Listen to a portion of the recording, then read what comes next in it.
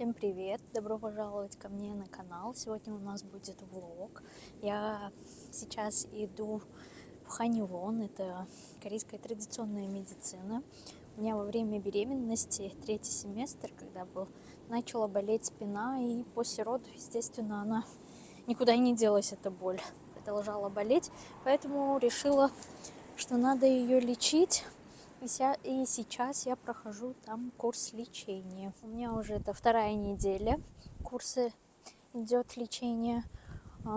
Лечение заключается в том, что меня там врач немного массирует, мануальной терапии, что ли, не знаю, как правильно назвать. Потом он мне ставит какие-то штучки, которые электричество выпускают. Я не знаю, как правильно это называется. Электрофорез, может быть.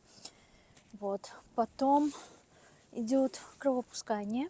Он как пистолетиками стреляет, мелкие иголочки вонзаются в спину, и получается, что ставит вакуум, и он высасывает 5 минут. И плюс иглотерапия. Все это по времени длится 30 минут в общей. Первый раз, когда сделали, я сомневалась, что за 30 минут, ходя туда, я увижу результат. Но я увидела результат уже на 3-й день. Вот. Поэтому эффективность есть, мне нравится. Но надо доходить, наверное, 2 недели, 10 дней получается. Это не 2 недели. Я с понедельника по пятницу хожу. Вот. Мне в субботу работает, но мне неудобно суббота график, потому что они работают с утра до обеда, а я хожу обычно после обеда. Вот. Маркус остался с Димой. И я иду. Я сегодня иду в парикмахерскую. Точнее, я планирую сходить и записаться, чтобы постричься. Мне неудобно с длинными волосами, поэтому я предпочитаю короткую стрижку. Ухаживать мне легче за ними, чем за такой длиной. 11 часов сегодня утра. Я недавно проснулась, минут 15 назад, наверное. Иду в парикмахерскую. Не смогла вчера зайти, потому что мест не было. Сказали, что на сегодня в 11. Я говорю, окей. Парикмахерская находится рядом с домом, в 2 минутах ходьбы. И теперь вот иду. Вчера ночью не спала, сидела допоздна и над кое-каким проектом работала. Не знаю, нафига мне это приспичило ночью именно делать. Короче, у меня теперь голова ватная. Иду. Может быть, после стрижки лучше станет. Вот такая вот стрижка получилась.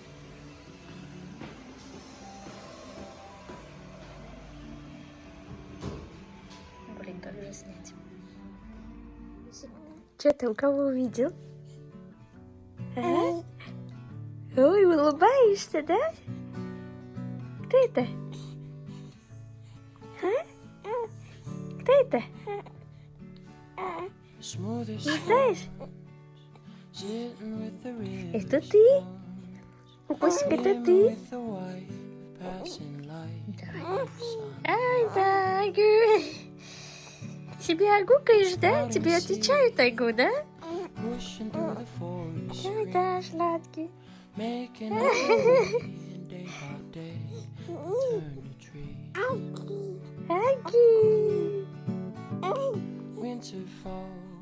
Что это, да? Интересно так. Так интересно.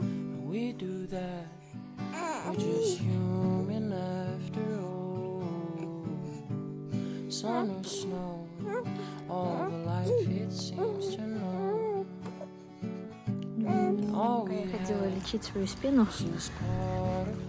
Дима с Маркусом вышли на прогулку. Вот сюда. Тут решили, вон другая мамочка гуляет с маленькой дочкой. И наш. Вон.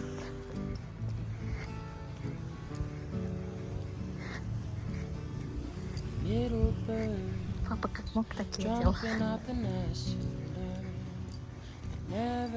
Все разноцветное.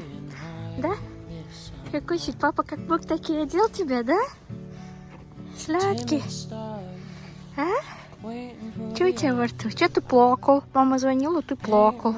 Не хотел сидеть в коляске, да? Давно вы вышли? Только что.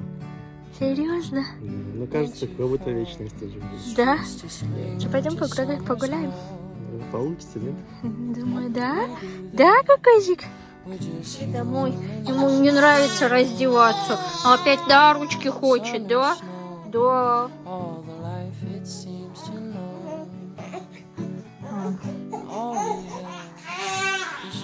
Кукусик, что плачешь?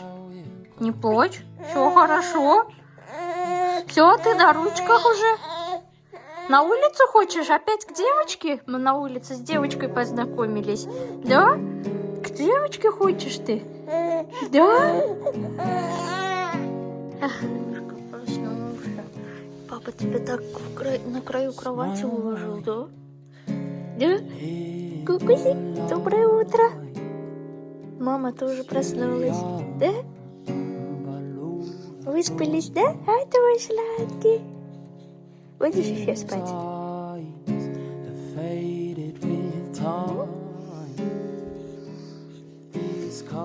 Приехали мы сегодня с магазина, купили продукты на $75, 100 тысяч вон. Хочу показать, что мы купили за эти деньги.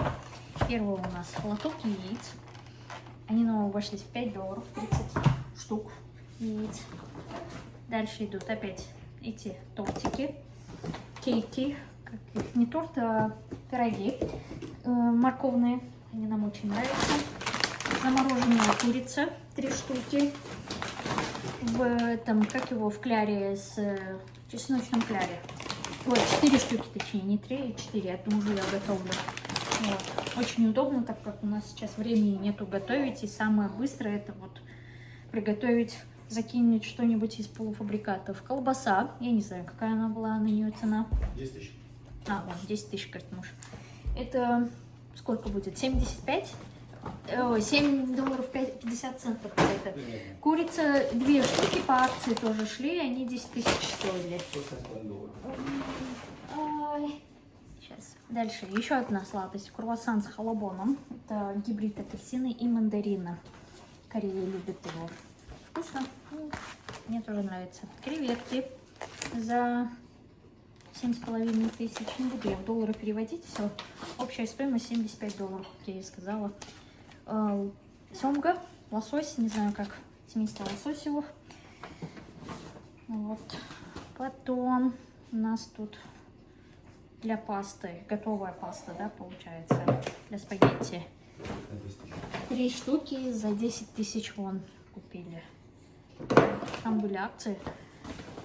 Дальше морские гребешки. Мы их тоже очень любим, быстро готовить. Все, что быстро готовится, для нас это топчик сейчас. Вот. Потом тофу. И упаковка 800 грамм здесь клубники, вот 2 клубники. Она, по-моему, стоила 6 тысяч, да? Да, 6 тысяч она стоила. Сейчас покажу. Вот то, что мы купили за $75. Отдали за эту корзину продуктовую. И морепродукты тут у нас, и ягоды, и выпечка, и полуфабрикаты, и яйца. Вот. В общем, все, что нужно за неделю съесть.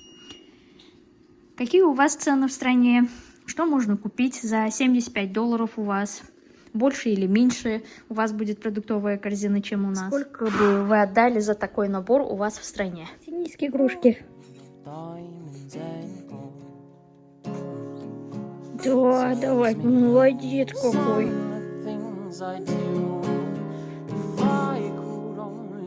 Да?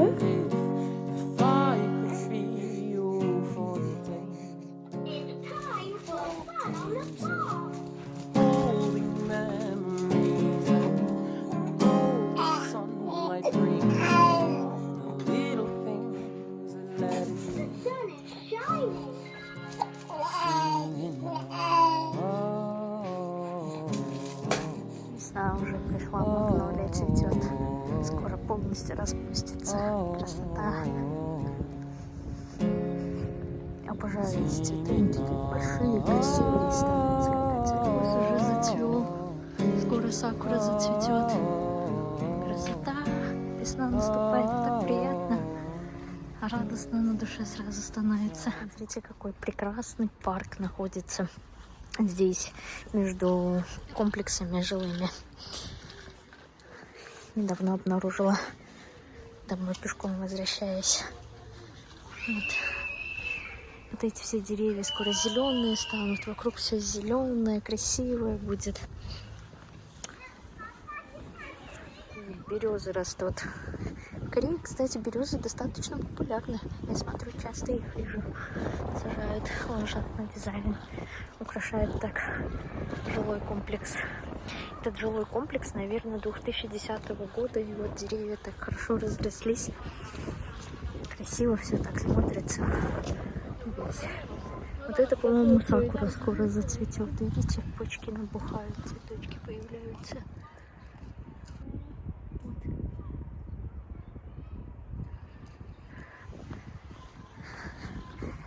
С двух сторон должно быть красиво. Уже через пару дней, наверное, распустится. И вы смотрите, как красиво тоже смотрится. Вот эти, сосна корейская, она кривая, которая стоит, она очень дорогая, насколько я знаю. Одно дерево взрослое $50 000 доходит. Ну и больше, может быть. Я слышала так. Вот. Здесь тихо, уютно, приятно находиться. Внизу парковка. Здесь вот парковку вход украсили бамбуком. Еще посадили бамбук. С двух сторон вот эти корейские сосновые деревья. Вот так вот. Между ними, между этими двумя комплексами, тут это уже другой комплекс идет. А вот с этой стороны, только что, в которой мы гуляли, находится ручеек. Вот такой вот. По обе стороны засажены сакуры. Я думаю, что очень скоро мы будем наблюдать. Я надеюсь, я сниму это все, как здесь все красиво выглядит. Уже желтые цветочки, кустики вот эти зацвели. Здесь листья еще не появились, а цветы уже цветут. Вот. Тоже очень красиво смотрится. Эти комплексы очень удобная территория. Вот. Площадка теннисная, с этой стороны тоже разные виды тренажеров находятся, беседочки, мусор-сортировка.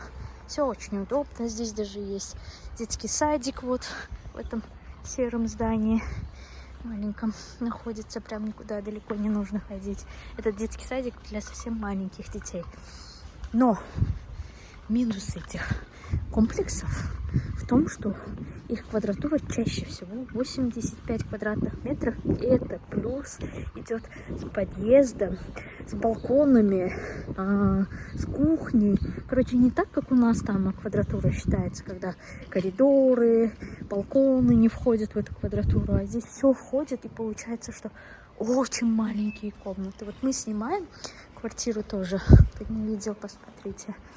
Там у нас 130 квадратных метров, но при этом у нас стоимость квартиры такая же, наверное, даже дешевле, может, где-то. Нет, такая. Здесь вот именно, наверное, нету на Вольце. Чаще всего здесь Чонсе. Вольце — это когда ты платишь депозит и ежемесячную арендную плату. А Чонсе — это когда ты оплачиваешь 70-80% от стоимости квартиры, заключаешь на 2 года контракт и вносишь вот этот депозит и живешь, только оплачивая коммуналку. Но здесь и коммуналка будет стоить $200 в месяц. Это не включая газ и свет. Это только за вот территорию охрана, видеонаблюдение. На территории красивые парки находятся. Это все стоит этих денег. А мы вот живем в таких, вот в таком вот типе жилья. Это вилла называется. У нас, правда, новее. Здесь с 2010 года, наверное, начинается. Может быть, чуть раньше, чуть позже эти виллы идут. Наша вилла 2021 года. Вот. Там все новое было, когда мы заселились. Хозяйка ремонт сделала перед тем, как мы заселились. Сами они выехали, сделали ремонт нам. Вот, удобно было. Ну, а так вот. Жилье здесь В основном в таких виллах только самый верхний этаж, это хозяйский этаж считается здесь. 3 комнаты, 4 комнаты имеют, а остальные идут двухкомнатные. Ну, двухкомнатные это как? 2 комнаты и гостиная зал отдельно. Ой, не зал, а этот, как его, кухня совмещенная идет. А так, это здесь двухкомнатная считается квартира. Two-bedroom, да, как американцы говорят. И однокомнатные тоже так же. Есть полностью вообще кашевон, или как это называется. Просто комнатка одна. Заходишь, и все, больше ничего нету. Но это тоже one room идет. А, нет, есть one room. Это вот одна комната. Вот как заходишь, просто комната и кухня там уже находится маленькая, и прихожая. Все вот в одном месте. А есть одна комната, гостиная с кухней, которая это two bay называют тут. Половина, да? Полторушки. Вот. Полторушка, наверное, как у нас говорят. У нас здесь очень удобно находится KTX станция, это скоростной поезд корейский, который от нас на машине, если ехать до Сеула, 2,5-3 часа, с учетом пробок, наверное, будет так, потому что в сторону Сеула всегда есть пробки. А если ехать на KTX, то можно доехать, смотря сколько он остановок делает. Если брать, там есть поезда, они, во-первых, каждый час, каждые 15 минут, по-моему, ездят они. 20-15 минут интервалом они ездят. Есть остановки по городу, пока ты едешь, они, ну, до Сеула, они останавливаются в нескольких городах в том числе. Если это 3-4 остановки, то за час. Если это 2-3 остановки, по-моему, то за 40 минут, что ли, они доезжают. Очень быстро, короче, до Сеула можно доехать без проблем. От нас до нашего дома эта станция минут 15, даже меньше, минут 10 пешком, наверное, идти. И спокойно можно в Сеул поехать. Вот. Чем нам и понравился этот район наш. Ладно, процедура, и видела, что машину сюда вот занесло, видимо, парковались неправильно. Сейчас вот эвакуатор приехал, будут доставать, видимо. Сколько людей стояло тоже. Вот в Киеве занесло.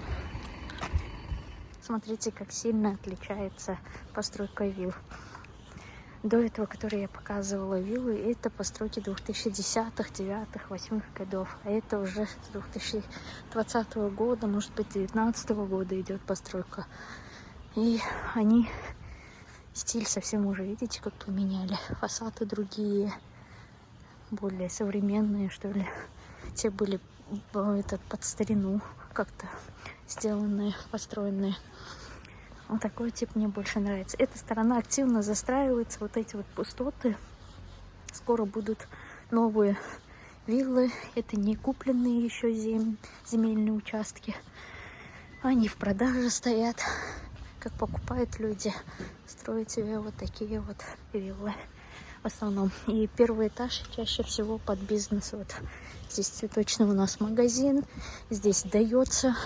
Тут 2 помещения под бизнес. Место парковки. И вот здесь вот парк находится. А вот здесь, где ухоженный участок, рядом вот с этой виллой стоит еще один ухоженный участок. Это уже купленная земля, а рядом сзади, которая заросли, там еще не купленная земля. Видите? Купленная земля всегда, она уже чистоту, порядок привели. Кто-то здесь сажает обычно. Видите, проводка уже проведена, какая-то сделана. Вот. Здесь же у нас и кафе, и магазины вот круглосуточные. Причем круглосуточных у нас в районе несколько штук. Если что-то не нашлось, можно спокойно зайти в другой и купить все, что хочешь. На этом, наверное, я буду заканчивать свой влог. Я его уже снимаю несколько дней. Всем спасибо за просмотр. Ставьте лайки, подписывайтесь на канал, чтобы не пропустить следующее видео. И всем всего доброго. До скорой встречи, друзья.